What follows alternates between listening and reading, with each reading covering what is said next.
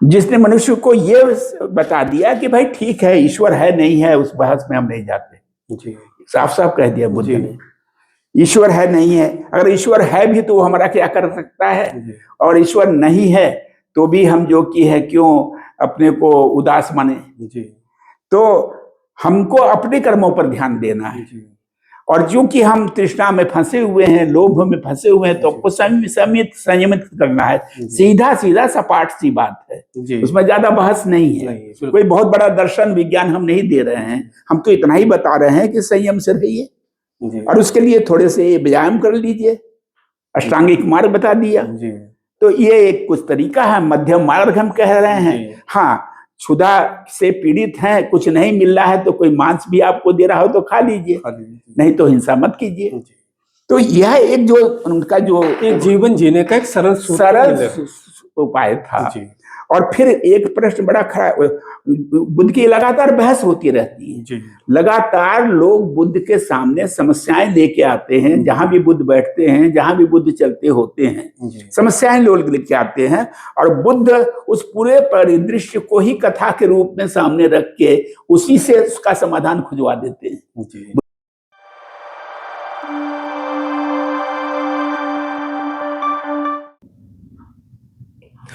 नमस्कार, आप देख रहे हैं साचिया सच की आवाज। मैं हूं कुमार विजय। इतिहास बोध का 13वां अंक लेकर के एक बार हम पुनः अपने सभी दर्शकों के बीच में हैं, और एक बार पुनः हम स्वागत कर रहे हैं अपने इतिहासकार, जिनके साथ हम अपना इतिहास बोध समृद्ध कर रहे हैं, प्रोफेसर महेश विक्रम जी का। सर, आपका बहुत बहुत स्वागत है। जिस तरीके से हमारे तमाम दर्शक बहुत रिस्पॉन्सिव तौर पे इस श्रृंखला के साथ जुड़ रहे हैं, बहुत अच्छा लग रहा है। फिलहाल आज जब हम ये अंक तैयार कर रहे हैं, 13वां अंक, तो इस समय पूरी दुनिया एक तनाव से गुजर रही है। जिस तरीके से ईरान पर हमला हुआ, और अब दोनों ही पक्ष, एक तरफ साम्राज्यवादी ताकतें अमेरिका और इजराइल हैं, दूसरी तरफ ईरान है, और तमाम बेगुनाह लोगों का कत्ल हो रहा है, तमाम बच्चियों का भी कत्ल हुआ। तो हम, खैर मनुष्यता तो शर्मिंदा है ही, हम सब भी दुखी हैं, और उन सबको अपनी एक श्रद्धांजलि देते हैं अपने इस एपिसोड में, जो मारे गए हैं, और चाहते हैं कि दुनिया शांति की ओर चले। और जब हम युद्ध की बात करते हैं, उसके समानांतर शांति की बात करते हैं, तो हमारे सामने सबसे बड़ा जो प्रतीक आता है वो बुद्ध का आता है। और आज हम इतिहास में भी, चूंकि पिछले अंक में हम बुद्ध के चैप्टर में प्रवेश कर चुके हैं, तो आज हम उस बुद्ध काल का, जहां से शांति का सबसे बड़ा मंत्र दुनिया को मिलता है, उस काल के बारे में सर के साथ बातचीत करेंगे। तो सर, जैसा कि पिछले अंक में हम सब ने देखा कि ये वैदिक काल लगभग 6ठी शताब्दी आते आते कमजोर पड़ने लगा, और तमाम नई विचारधाराएं उत्पन्न हुई, जिसमें से बुद्ध की विचारधारा, महावीर की विचारधारा बहुत आगे गई, लेकिन पूरी दुनिया में तमाम दार्शनिकों की विचारधारा उभर करके आई। तो आज उससे आगे बढ़ते हुए आप कैसे देख रहे हैं इतिहास को, और उससे हम सबके इतिहास बोध को समृद्ध करें? धन्यवाद विजय जी। और शायद मुझे याद आ रहा है कि हम लोग आज 12वें एपिसोड में हैं आपके, जहाँ तक मुझे इसमें 13वां एपिसोड है सर। 13वां है जी। अच्छा, तो जो भी है, हम लोगों ने पिछले अपने एपिसोड में उस युग में प्रवेश कर लिया था जी जहाँ ये हम बुद्ध और तमाम उस तरह के दर्शन की बातें करनी शुरू करते हैं। कुछ बात इसके आगे कहें, एक दो बातें पहले ही बहुत ज़्यादा ही जो ध्यान देने की हैं, और ध्यान क्या, आह्लादित करने की हैं, कि यह युग जिसमें हम की चर्चा हम लोग करने जा रहे हैं, या थोड़ी चर्चा हम लोग कर भी चुके हैं, ये विलक्षण है, कई मामलों में विलक्षण है। और विलक्षण दोनों ही दृष्टियों से है। हमारी अपने इतिहास की जो कथाक्रम है उसमें विलक्षण है, और उसके साथ साथ पूरी दुनिया के स्तर पर भी जिस तरह की एक चेतना भारत में विकसित हुई, उस दृष्टि से भी विलक्षण है। हम यहाँ एक चीज को रेखांकित कर लेने में कोई संकोच नहीं समझते हैं कि भारत जिस रूप में विश्व में अपनी प्रतिष्ठा अर्जित करता रहा है, या इसकी जो प्रतिष्ठा रही है, तो अगर हम उसकी पहचान कोई बनती है, तो वैश्विक स्तर पर प्राचीन काल के लिए वो पहचान बुद्ध से जुड़ी है, और वर्तमान में उसकी पहचान गांधी से जुड़ी है।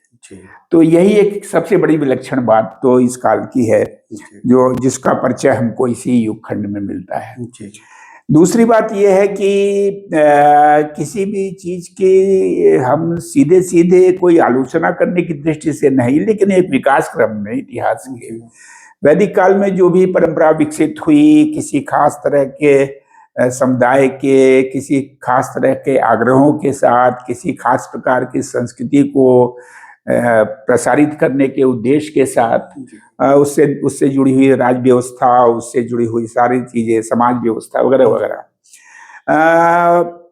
ये वो परंपरा का एक तरह से जिसको कह सकते हैं कि उसको एक सीधे सीधे जो एक बड़ी चुनौती मिलनी थी, वो इस काल से मिलनी शुरू हो गई। और हम इस मामले में हम लोगों को अपने ऊपर गर्व होता है, होना ही चाहिए कि हमारे संस्कृति की एक सबसे बड़ी महानता ये थी कि जैसे ही हमने अपने अंदर कुछ दोष देखने शुरू किए, कुछ विसंगतियां देखनी शुरू की, उस काल में ही आज के आधुनिक भारतीय संविधान की बात में अगर हम लोग आएंगे तो वो चीजें और स्पष्ट हो जाएंगी।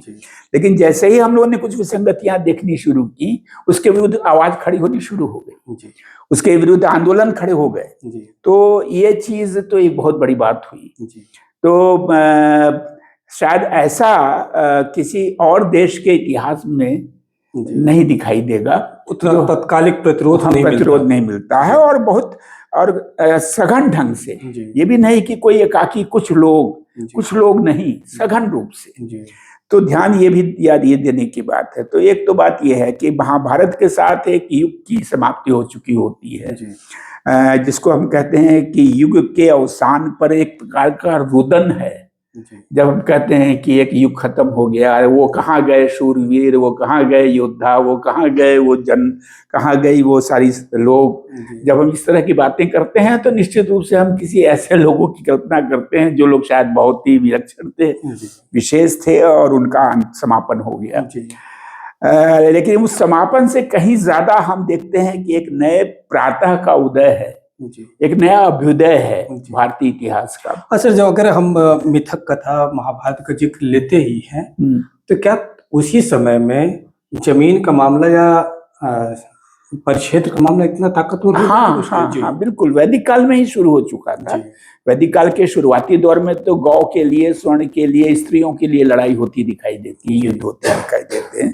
लेकिन जब हम महाभारत काल में आते हैं तो वहां तो बात ही वो बहुत ही महत्वपूर्ण प्रसंग है। हम सब लोग जानते हैं कि सुई की नोक के बराबर भूमि नहीं देंगे, तो वो भूमि का तो मतलब आ ही गया था। यानी जनपद, राज्य, क्षेत्र जिसको कहते हैं, उस क्षेत्र का महत्व स्थापित हो चुका था, और उसी के विस्तार की सारी बातें आगे की कहानी है। तो राज्य का विस्तार भी साथ साथ शुरू होता है एक नए ढंग से, और दूसरे उस राज्य के विस्तार की जो चेतना है उसमें एक नया गुण पैदा होता है, सर्वथा नया गुण पैदा होता है। यानी अब राजा और राजा के साथ जुड़ी हुई उसकी प्रजा, अब प्रजा का स्वरूप क्या है, प्रजा की अपेक्षाएं क्या हैं राजा से, यह चीज बहुत ही सहज ही प्रभावी होती दिखाई देती है। और हम याद दिला दें, पिछली बार हम लोग चर्चा कर रहे थे, थोड़ा सा बातें दोहराई जा सकती हैं कि जब हम वैदिक संस्कृति को आर्यावर्त में पूर्व की तरफ बढ़ते हुए देखते हैं, इस आर्यावर्त का नाम जिसे दिया गया, तो हम जब मगध तक पहुंचते हैं तो मगध उसका वो छोर है जहां तक आते आते उसमें काफी मिश्रण हो चुका है, और तमाम सारे जन समुदायों की उपस्थिति दिखाई दे रही है। यानी उस क्षेत्र की ही अपनी अपेक्षाएं कुछ बदल चुकी हैं, जो उसके पिछले क्षेत्रों में शायद उतनी प्रबल नहीं थी।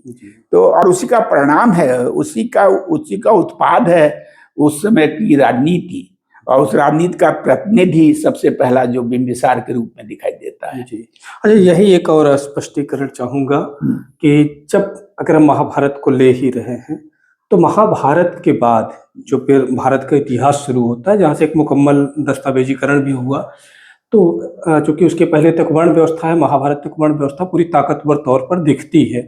लेकिन जैसे ही ये 6वीं शताब्दी के साथ तमाम विचारधाराओं को उदय होता है, तो भारत पर जो भी सत्ताएं कायम रहती हैं उसमें कहीं छत्री नहीं दिखता, जबकि छत्री का एस्टेब्लिशमेंट बहुत ताकतवर तरीके से हाँ, उसके पहले किया तो गया। ये तो कहा ही जा रहा है कि जैसे वो जो हमने रुदन की बात कही, जी दरअसल वो क्षत्रिय राजवंशों की या क्षत्रिय जनप्रतिनिधियों के विलोप की बात है। जी महाभारत का जो युद्ध है जी वह तमाम जो क्षत्रिय के रूप में स्थापित वंश थे जी और जो जनपद थे उनका एकाएक समापन होता दिखाई देता है। जी और आपको शायद ये जानने में और रोचक लगेगा कि महापद्म नंद जब बीच में आगे के जो सम्राट होता है जी वो स्वयं तो एक नापित पुत्र बताया ही गया है, जी लेकिन उसकी जो और विशेष बात यह है कि उसको क्षत्रिय हंता ही कहा गया है।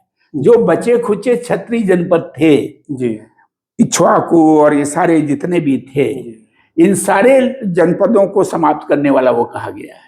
जी यानी वह परंपरा का ही एक सबसे बड़ा अवलोकन है जी जो छत्री नाम से राजपद स्थापित करने की बात है।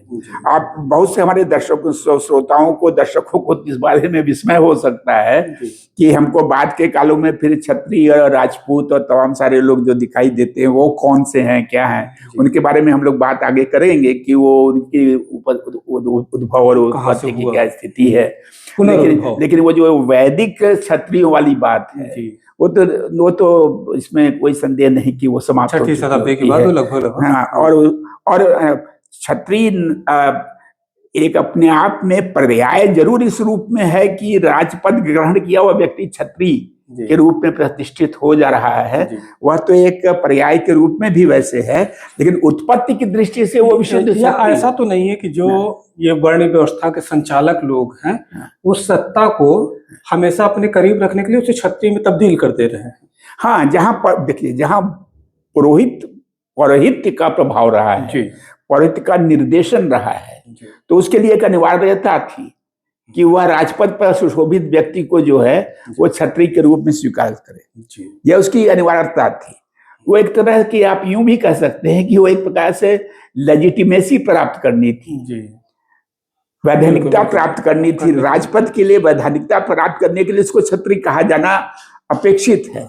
तो वह एक उसके साथ एक दूसरी बात जुड़ी हुई है। लेकिन जहां तक यथार्थ की बात है, 6वीं शताब्दी ईसा पूर्व से हमको जितने भी ये वंश मिलते भी हैं उन वंशों में क्षत्रियों के संबंध तो मिलते, लेकिन वो विशुद्ध रूप से वो वैदिक जन क्षत्रियों से उनका संबंध बहुत ज्यादा नहीं दिखाई देता। नए नए वंश के नाम से उनका स्थापना होती है और कम से कम ये आप क्या शिशुनागों के बाद, अच्छा देखिए, बिंबिसार तो खुद ही मगध के उसमें अपने को श्रेणिक कहता है, वो सरदार कहलाता है। विभिन्न ग्राम सभाओं का या उस पूरे क्षेत्र के जो ग्रामों का प्रतिनिधि है, वो प्रमुख है, तो वो उस रूप में है। उसकी पहचान इस रूप में नहीं, हालांकि उसका हर्यंक वंश उसके नाम से जुड़ा हुआ है, लेकिन यह बहुत सुनिश्चित रूप से आप कहें कि वो किसी क्षत्रिय वंश परंपरा से जुड़ा हुआ था, वैसा नहीं, इसमें संदेह है। तो एक तो ये बात है। फिर आप शिशुनागों के बारे में आते हैं। शिशुनाग वो वैशाली के गण हैं। शिशुनाग वैशाली के गणों से जुड़ा हुआ है और हमने पिछले उसमें चर्चा की थी कि वो गण क्षत्रिय जो अपने को कहते थे वह एक वैदिक वर्ण व्यवस्था से एक अलग समानांतर अपनी पहचान रखते थे। तो वह उनको विशुद्ध रूप से राजपद ग्रहण किया हुआ क्षत्रिय न कह के एक ऐसे समुदाय के रूप में देखा जाना चाहिए जो योद्धा भी थे और साथ में कृषि कार्य वगैरह भी करते थे। उसमें किसी प्रकार का सामाजिक वर्गीकरण या विभाजन जैसी चीज नहीं तो सभी क्षत्रिय थे, तो फिर वो तो कोई मतलब बात नहीं रखती है।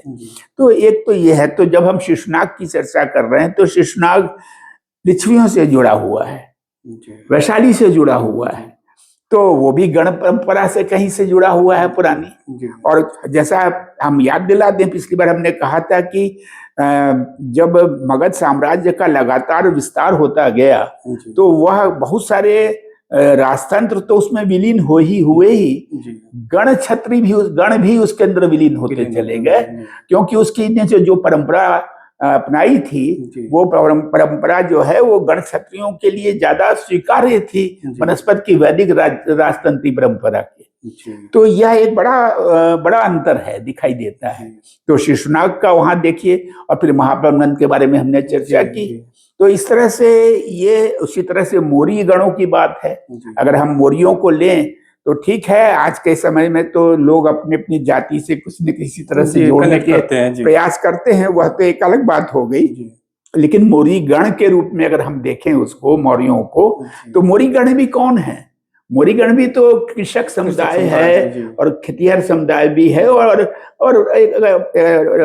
शस्त्र भी धारण किए हुए हैं। जी। तो शस्त्र और कृषि दोनों साथ में जुड़े हुए जी। हैं। तो उनको भी हम किस तरह से पहचानेंगे? अच्छा सर, ये जो प्रतिरोध हुआ कि लगातार जो एक कृषक समुदाय था या शूद्र समुदाय था, सत्ता की तरफ इतना उत्तेजित होकर के क्यों बढ़ा और पूरा का पूरा जो ब्राह्मणवादी संरचना थी उसको ध्वस्त कर दिया? कोई उसकी बड़ी वजह दिखती है? अब स्वाभाविक है, देखिए ऐसा है कि क्या उत्पीड़न का जातीय उत्पीड़न तो नहीं शुरू हो गया था? जातीय, देखिए पहली बात तो यह है कि जब वैदिक संस्कृति का विस्तार होता चलता है उसके, तो उसका एक अनिवार्य तत्व है वर्ण व्यवस्था। जी। वर्ण व्यवस्था को अगर हटा दें तो फिर वैदिक व्यवस्था की बात सोचना ही निरर्थक हो जाता है। वर्ण उसका अनिवार्य तत्व है। जी। और जब हम क्षेत्र का विस्तार कर रहे हैं, तमाम सारे ऐसे समूह, अगर हम कहें तो थोड़ा शायद अतिरेक न हो, तो भारत पर शासन करने वाले अंग्रेजों की संख्या कितनी थी? बहुत कम थी। जब आए तो ईस्ट इंडिया कंपनी के माध्यम से, बिल्कुल अंग्रेजों की संख्या तो बहुत कम थी। शासन वो किसके माध्यम से करते थे? यहीं के लोगों के माध्यम से करते थे। तो हमारे कहने का मतलब कि संख्या अनुपात जो है महत्व नहीं रखता है, महत्व रखता है कि शक्ति किसके पास। तो शक्ति चूंकि एक समय में वैदिक काल में उनके द्वारा संचालित थी, उनके द्वारा आरोपित थी, तो इसलिए वो उस व्यवस्था को चलाने में सक्षम थे। लेकिन जब समाज फैल रहा है, ज्यादा लोग उसमें आ रहे हैं, तो ज्यादा लोगों के अपने आग्रह भी बन रहे हैं। जैसे आपने कहा कि कृषक समाज के अंदर ये चेतना, तो स्वाभाविक है कृषि भी तो बढ़ रही है। ध्यान ये भी देने की बात है कि उस समय की कृषि और बाद की कृषि, जिसका संबंध लोहे से जुड़ चुका है, ज्यादा उत्पादन हो रहा है। अब कोई कृषक उत्पादन कर रहा है, बाजार में सामान अनाज पहुंचा रहा है, और उसको कोई हीन दृष्टि से देखे, उसको कमजोर समुदाय के रूप में देखे, तो यह कितना स्वीकार्य होगा? तो वो प्रतिवाद करता है। उसको ऐसे दर्शनों की जरूरत है जो कि उसकी इस क्या कहते हैं, उसके इस सामाजिक प्रतिष्ठा को या सामाजिक सम्मान को कहें, सामाजिक सम्मान को कहीं ना कहीं संरक्षण मिल सकता हो। तो ऐसी स्थिति में ऐसे दर्शन का भी स्वागत होगा जो इस तरह का सम्मान जिसमें संभव है। तो कृषक समूह का जो उत्कर्ष है वह भी है, व्यापारी समूह का उत्कर्ष है। व्यापार, क्योंकि कृषक और व्यापारी ये दोनों ही तो वैश्यों के श्रेणी में हैं। तो जब यही उत्पादन उद्यम की जो स्थितियां जब लगातार बढ़ रही हैं, यहाँ तक शिल्पकारों की स्थिति, हमने बहुत सारी बातें की, लेकिन एक चीज की चर्चा कभी नहीं की, उसको हम आज यहाँ कर देना बहुत आवश्यक समझते हैं कि हम लोग चार वर्णों की तो बात बराबर करते आते हैं, लेकिन हम लोग एक चीज को नहीं ध्यान में दे पाते हैं कि यही वह काल भी है, जैसा हमने आपद धर्म की बात कही थी, उसी के साथ साथ एक और बड़ा भारी लक्षण पैदा होता है, वो है मिश्रित जाति का।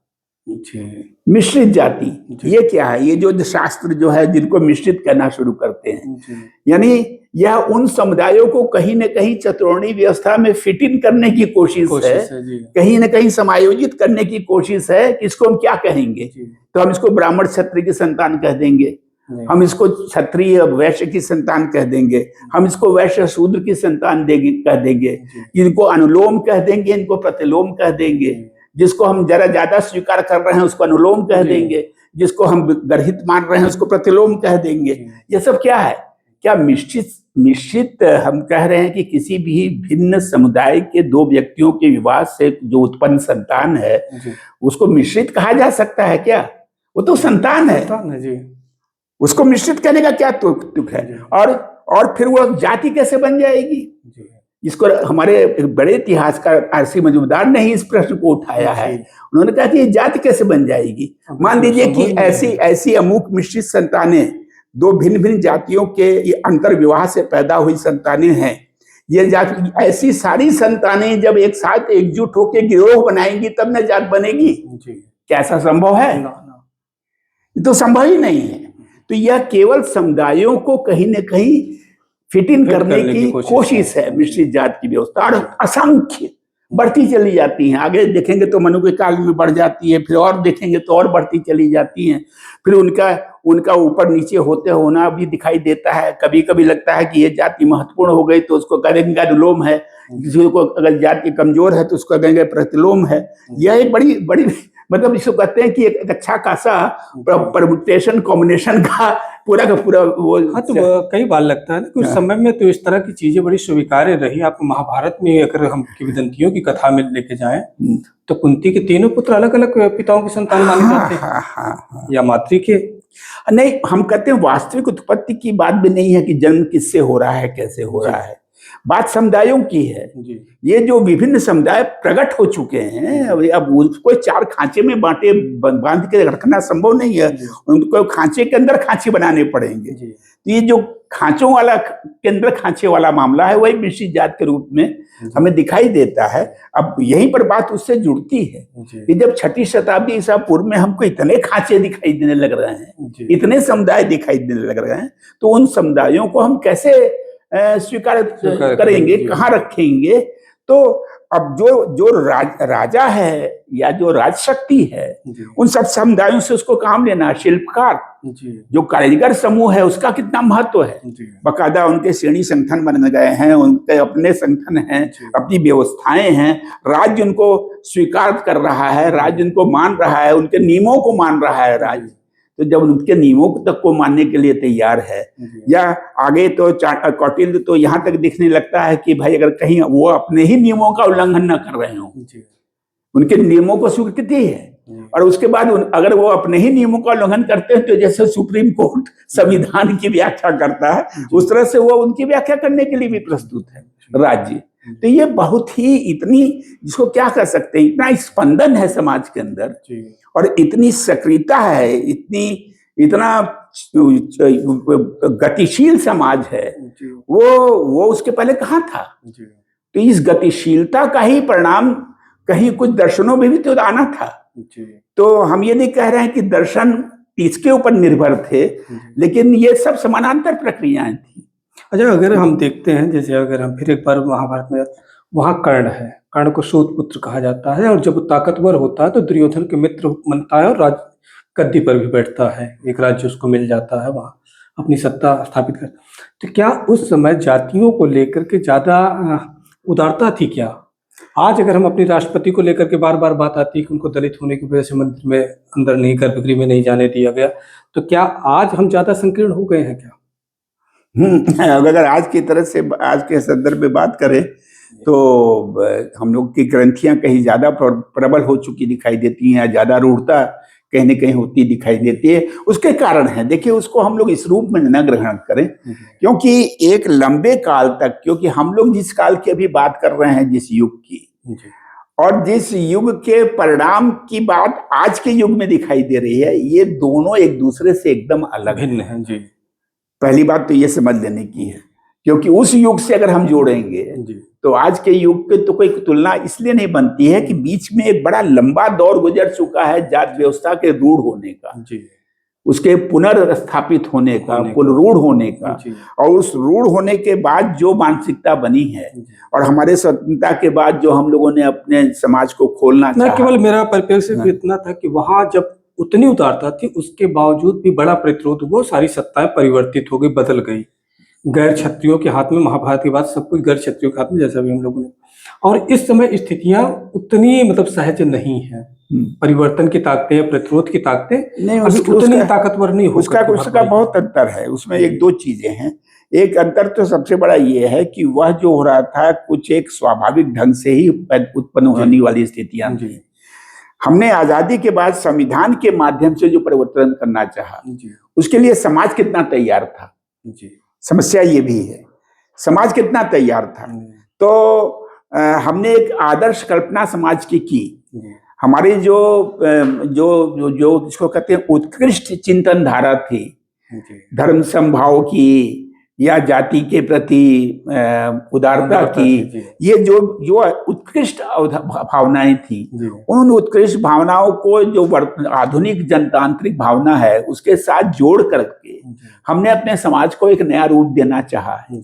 और जब इस नया रूप देना चाहा तो चूंकि समाज अभी उस ग्रंथि परंपरा से मुक्त नहीं हुआ था, उन ग्रंथियों से मुक्त नहीं हुआ था, तो जो उसमें प्रतिष्ठित समूह है वो प्रतिष्ठित समूह स्वतः ही इसको स्वीकार करने के लिए प्रस्तुत नहीं था, या था भी तो सीमित रूप से था। और उसके ठीक विपरीत जिस समुदायों को हमने उत्कर्ष करना चाहा, जिनका हमने उत्थान करना चाहा, उसको एक नई राजनीतिक शक्ति प्राप्त हुई, तो उसने अपना प्रतिरोध भी खड़ा किया, अपने आग्रह भी खड़ा किया, जिस आग्रह की वजह से जो ग्रंथ युक्त समाज है वह उसको सहज ही स्वीकार करने के लिए प्रस्तुत नहीं हुआ। इसलिए वो चीज ज्यादा बुरे रूप से दिखाई दे रही है दरअसल जब हम कल तुलना करेंगे तो ये बहुत महत्वपूर्ण चीजों से बड़ा स्पष्टीकरण आज प्रोफेसर साहब के माध्यम से मिला कि किस तरीके से जो एक सदियों का गैप रहा उसमें चीजें गिरहों में एकदम से गांठ के तरीके से बुन दी गई, और फिर समाज जो नया बना, खासतौर पर जब लोकतंत्र की स्थिति आई, आजाद भारत की स्थिति आई, जिस संवैधानिक व्यवस्था में आज जी रहे, तो उसमें एक बड़ा समाज आज भी मानसिक तौर पर भी विचलित है और सारी चीजों के लिए तैयार नहीं है। जी, तो सर आगे। तो एक तो ये तो बातें हो गई, तो अब हम लोग जो जरा उस युग के और लक्षणों की बात कर ले। तो एक तो ये हुआ कि एक प्रतिवाद पैदा हुआ, उसको प्रतिवाद ही कहेंगे, और प्रतिवाद को एक सहारा मिला उस समय की स्थितियों से, उस समय की आर्थिक सभ्यता की नई स्थितियों से, विभिन्न उद्यमशील समुदायों के महत्वपूर्ण होने से, उनको प्रतिष्ठा मिलने से। तो यह तो एक व्यापार की स्थिति, कहाँ से कहाँ तक व्यापार, और कितने बड़े बड़े काफिले जा रहे हैं। अब सारथवाह नाम से जिनको कहा जाता था, जो बड़े बड़े काफिले लेके जाते थे, एक रूढ़ संख्या है 500-500 बैलगाड़ियों का के काफिले, खैर वो 500 न भी होते हों, 50 भी होते हों, तो भी काफिले जा रहे हैं यहाँ से वहां तक। तो वह सारथवाह भी तो अपना एक सामाजिक सम्मान चाह रहा है, क्योंकि उसके पास अब धन है, उसके पास ज्यादा अब पूंजी है, तो वह भी सम्मान चाह रहा है, खेतिहर भी सम्मान चाह रहा है, शिल्पकार भी सम्मान चाह रहा है। तो केवल पुरोहित वर्ग अपने लिए सम्मान सुरक्षित कर ले, यह संभव कहाँ था। तो यह भी एक स्वाभाविक बात हुई। फिर शिक्षा किस चीज की थी? शिक्षा एक खास वैदिक परंपरा की ही तो दी जा रही थी। तो अब जरूरत क्या है कि हम उस परंपरा में जब हमको रहना नहीं है, या उस तरह से रहना नहीं चाहते हैं, तो हम उसकी शिक्षा लेंगे क्यों? तो हम तो उस तरह की शिक्षा लेंगे जिसमें हमारा कुछ मानसिक विकास हो गए, हमारा आध्यात्मिक विकास हो सके, तो उस तरह के दर्शन भी आएंगे। तो इसीलिए जब हम महावीर आते हैं, बुद्ध आते हैं, महावीर के बारे में तो हम सब लोगों को जान लेना चाहिए कि जैन परंपरा जो है वो तो बहुत पुरानी थी। श्रमण परंपरा समानांतर रूप से संभवतः ऋग्वेदिक काल से ही चल रही थी। ऋषभ देव का नाम आता है ऋग्वेद में ही, और 24वें तीर्थंकर है महावीर, जिन्होंने उसको एक बड़े आंदोलन का रूप दे दिया। तो वो आंदोलन क्या है? हम वेद से हमारा कोई संबंध नहीं है, हम वेद की परंपरा में क्यों रहेंगे? हमको अपना आध्यात्मिक उत्थान करना है। ठीक है, हमारा जो जीव है वो तमाम तरह के आवरण से आच्छादित है, इसको मुक्त होना है, तो इसको मुक्त होने के लिए हम अपने कर्मों का क्षय करेंगे, पुराने कर्मों का भी करेंगे और वर्तमान का भी करेंगे, और उसके लिए कुछ विशेष प्रकार की ऑस्टेरिटीज जिसको कह सकते हैं, विशेष प्रकार का व्यायाम करेंगे। तो वह एक थोड़ा अतिवाद के रूप में उसकी बात आती है। फिर आते हैं बुद्ध। तो जब बुद्ध आते हैं तो बुद्ध ऐसे ही थोड़ी ना पॉपुलर हो गए। जब हम बुद्ध की बात कहते हैं, बुद्ध का दर्शन देश की, बुद्ध ने यात्रा कहाँ तक की? बुद्ध ने यात्रा तो अधिक से अधिक कौशल के किनारे तक की। बुद्ध तो बहुत बड़े क्षेत्र में भ्रमण उनका नहीं हुआ, राजगृह से लेके इधर और इधर वाले एरिया बस। तो एक गंगा का ही एक तो बेल्ट थी जिसमें बुद्ध घूमते थे। लेकिन बौद्ध धर्म कहाँ चला गया? बौद्ध धर्म तो विश्व में चला गया। क्यों चला गया? दरअसल उन्होंने वो रास्ता दे दिया था जिसको हम लोग मध्यम मार्ग कहते हैं। जिसने मनुष्य को ये बता दिया कि भाई ठीक है, ईश्वर है नहीं है, उस बहस में हम नहीं जाते। जी साफ साफ कह दिया बुद्ध जी ने, ईश्वर है नहीं है। अगर ईश्वर है भी तो वो हमारा क्या कर सकता है, जी और ईश्वर नहीं है तो भी हम जो कि है क्यों अपने को उदास माने। जी तो हमको अपने कर्मों पर ध्यान देना है, जी और जो कि हम तृष्णा में फंसे हुए हैं, लोभ में फंसे हुए हैं, तो जी। आपको संयमित करना है। जी। सीधा सीधा सपाट सी बात है, जी उसमें ज्यादा बहस नहीं है। नहीं, बिल्कुल। कोई बहुत बड़ा दर्शन विज्ञान हम नहीं दे रहे हैं, हम तो इतना ही बता रहे हैं कि संयम से रहिए, जी और उसके लिए थोड़े से व्यायाम कर लीजिए। अष्टांगिक मार्ग बता दिया, जी तो ये एक कुछ तरीका है, मध्यम मार्ग हम कह रहे हैं। जी। हाँ, क्षुधा से पीड़ित हैं, कुछ नहीं मिल रहा है, तो कोई मांस भी आपको दे रहा हो तो खा लीजिए, खाली नहीं तो हिंसा मत कीजिए। जी। तो यह एक जो उनका जो एक जीवन जीने का एक सरल सूत्र सरल मिले। उपाय था। जी और फिर एक प्रश्न बड़ा खड़ा, बुद्ध की लगातार बहस होती रहती है, जी लगातार लोग बुद्ध के सामने समस्याएं लेके आते हैं। जहां भी बुद्ध बैठते हैं, जहां भी बुद्ध चलते होते हैं, जी समस्याएं लोग लेके आते हैं, और बुद्ध उस पूरे परिदृश्य को ही कथा के रूप में सामने रख के उसी से उसका समाधान खुजवा देते हैं। जी बुद्ध के आप पूरे उपदेशों में जी, जी, देखिएगा, जी, उसकी उनकी परंपरा में देखिएगा, तो बुद्ध खुद जवाब नहीं देते हैं। जी। बुद्ध तो अपने जो प्रश्नवाचक प्रश्न करता है जी। उसी से उसका जवाब दिलवा देते हैं। जी। ये बुद्ध अब की हमारे दर्शकों को भी यहाँ समझ लेना चाहिए कि एक बहुत बड़ा ये अंतर आता है कि जब वैदिक काल की जो कथाएं आती हैं वो कहीं ना कहीं भयभीत करती हैं, डराती हैं, उसके आधार पर वो अपने आप को स्थापित करती हैं। और जब बुद्ध आते हैं तो बुद्ध समाधान खोजने की कोशिश करते हैं, और कोई श्रुतियों से नहीं लाते बल्कि उनके अपने जीवन से उन कथाओं को उद्धृत करते हैं। हाँ, जी पूरे पूरी उनकी कथाएं उसी तरह से जी हैं। तो वो खुद एक उपदेश जैसा देते नहीं दिखाते, उपदेश तो उन्होंने उतना ही दिया जितना धर्म चक्र परिवर्तन किया, जी कि दुख है, दुख का कारण है, दुख का निवारण है, दुख के निवारण का मार्ग है। उपदेश तो इतना ही था, जी इससे ज्यादा कुछ नहीं था। अष्टांगी उसके लिए मार्ग है जी बस, उसके बाद तो सारे समाधान हैं। जी। तो प्रश्न है, उसके समाधान है, और वही बौद्ध वही कथाएं दर्शन बनती हैं। बनते तो जाते हैं। अब उसमें दो तीन पहलू ऐसे प्रसंग ऐसे हैं जिस पर ध्यान दे देना जरूरी है, क्योंकि ये प्रश्न उठते हैं। बुद्ध ने स्त्रियों को स्वीकार नहीं किया पहले, जी एक प्रसंग बहुत महत्वपूर्ण है। और ये कहा जाता है कि प्रजापति गौतमी जो उनकी माता थी, जब उन्होंने बार बार आग्रह किया जी तब उन्होंने जो की है स्वीकृति दी, और बड़े संकोच के साथ स्वीकृति जी। दी, अपने शिष्य आनंद के बहुत ज्यादा दबाव के बाद। तो क्यों, अब यह प्रश्न होता है, जी सोचना पड़ता है कि अगर वो समस्त मानवता के लिए सोच रहे थे तो स्त्रियां उससे वंचित क्यों। जी यह प्रश्न तो सामने खड़ा ही होता है। तो फिर तो वही बात हो गई कि वैदिक परंपरा में भी तो स्त्रियों को अगर शिक्षा से विरत किया जा रहा है, तो फिर तो वही बात वहाँ भी हो गई, वंचना, यहाँ भी वंचना। तो फिर अंतर क्या हुआ। लेकिन उन्होंने दिया तो, जी और दिया संकोच के साथ दिया। जी तो जरा कल्पना कीजिए कि अगर कोई स्त्री भिक्षुणी, ध्यान जी रखिए, जी भिक्षुणी जंगल जंगल चल रही है, जी उस काल की बात सोचिए। जी क्या किसी स्त्री के लिए सुरक्षित था कि वो जंगल जंगल अकेले भटक हाँ, सकती थी, या 4-6 लोगों के बीच में भटक सकती थी।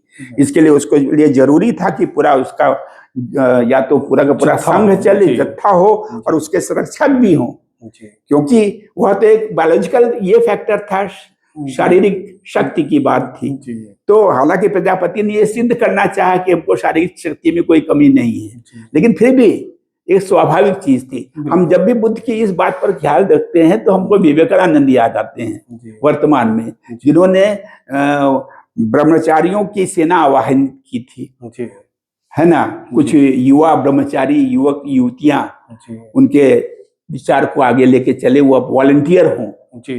तो ये भिक्षु संघ क्या था, एक्चुअली वॉलंटियर संघ था, जो लोगों के बीच में भ्रमण करता था, लोगों के भिक्षा पर निर्भर होता था, और अपने व्यवहार से उनको प्रभावित करता था। शांत व्यवहार से उनके अंदर यह चीज संवेदना वो पैदा करता था। तो स्त्री को प्रवज्जा का अधिकार दिया बुद्ध ने, सोचते हुए दिया, थोड़ा संकोच के साथ दिया। और यह संकोच भी, जैसा कहा जाता है कि उन्होंने कहा कि अब संघ दीर्घजीवी नहीं होगा, वो 1000 साल जीवित रह पाएगा, क्योंकि तो यह भी था। फिर स्वाभाविक था कि स्त्री और पुरुष को आप जब साथ में घुमाएंगे तो बहुत सारी चीजों से विरक्ति होकर के संघ में आया हुआ व्यक्ति भी विचलित हो सकता है।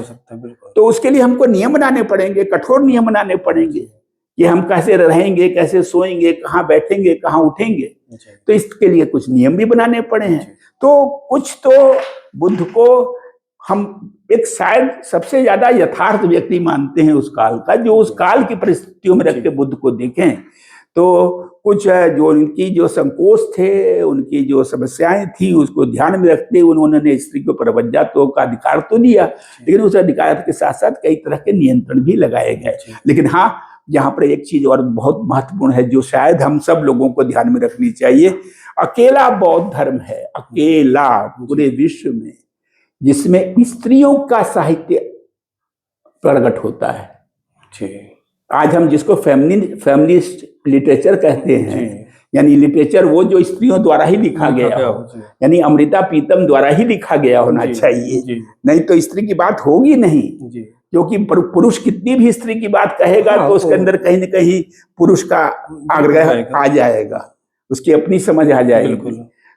यह चीज बुद्ध बौद्ध धर्म में पहली बार पूरे विश्व के इतिहास में थेरी गाथा साहित्य के रूप में प्रकट होती है। थेरी गाथा क्या है? थेर गाथा और थेरी गाथा दो साहित्य हैं, दो साहित्य ग्रंथ। ये बड़ा मैंने सुन रखा है आपको इस पर। हाँ। तो बड़ा रोचक प्रकरण है और उसको एकदम संक्षेप में नहीं खत्म किया जा सकता। तो इस पर अब हम लोग, चूंकि समय भी हो रहा है, तो ये अंक यहाँ पर हम लोग रोकते हैं। अगले अंक में हम थेरी गाथा पर ही बात शुरू करेंगे कि जहाँ से बुद्ध आते हैं वहीं से स्त्रियों का अपना एक सम्मानजनक इतिहास भी इस देश में शुरू होता है। और उसमें बहुत सारी चीज़ें, चूँकि आज तो सरस्वती से लेकर सरस्वती तक के तमाम जो मिथक मिल रहे हैं, जिस पर बातचीत हो रही है, उन सबको समझने की कोशिश करेंगे कि किस तरीके से बुद्ध के काल में स्त्रियाँ विदुषी बनी और तमाम मंचों पर सामने आई, कलाओं में भी प्रवीण हुई। तो उन सब पर, स्त्री पक्ष पर भी मुखर तौर पे बातचीत करेंगे सर के साथ। तो आज के अंक के लिए सर बहुत बहुत धन्यवाद। हमारे दर्शकों को भी धन्यवाद।